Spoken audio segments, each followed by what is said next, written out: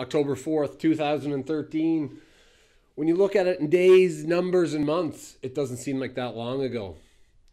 But it's a long time since my partner, the guy I've traveled all over the world with, my brother, turned his back on me. Now, Brody Steele, I'm not going to get into the whys, the how come, was it jealousy, was it the belt, was it money? I don't even want to get into all that because it doesn't matter anymore. I thought we had things straightened out in the past, but obviously you didn't have the guts to come up to me before the show started, before my match took place, and maybe bring these things up.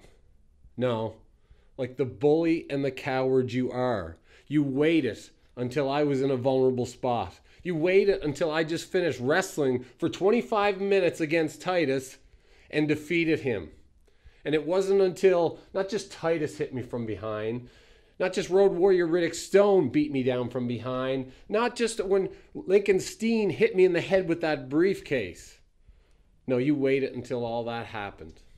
And then, yes, I took the bait. You came in and you wanted to pretend that it was just like old times, just like it was for the last 15 years. You and I have been up and down the road all over the world together.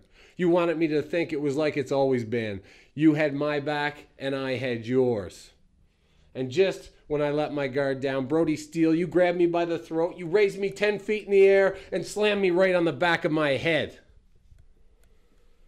Now, Brody Steele, I've had a lot of time to sit and think. But April 11th, there's going to be no more thinking. There's not going to be any more wondering.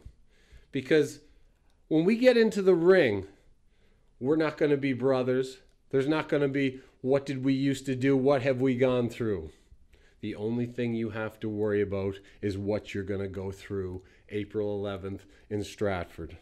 And let me tell you, Brody Steele, there is nothing worse than the anger of a man betrayed. And you're going to feel that anger on April 11th. Titus, you're just a speed bump. I'm going to go through you like a hot knife through butter, and then it's right on to Brody Steele. And Brody Steele, you've inflicted a rage inside me. It's not going to be just as easy as 1, 2, 3.